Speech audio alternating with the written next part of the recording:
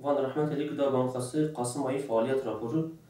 Derneğimiz Kasım ayı içerisinde şehrimizde bulunan dul, yetim ve muhtaç ailelere ve onunla beraber ülkesinde iç savaştan kaçan Suriyeli ve Afgan kardeşlerimize toplamda 792 muhtaç aileye 36.186 TL değerinde giyim, kırmızı et ve temizlik paketi yardımında bulundu.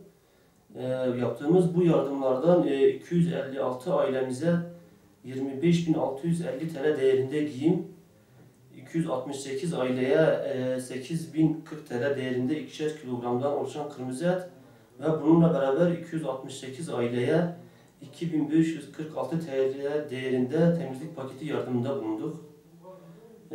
Yardımlarımız her ay düzenli olarak devam ediyor.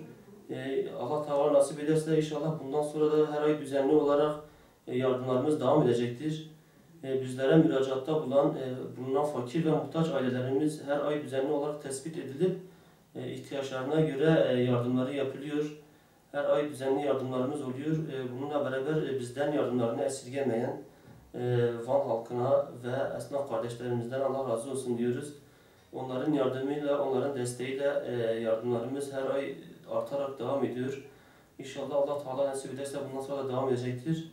Allah Teala hepsinden razı olsun diyoruz. Allah'a emanet olun.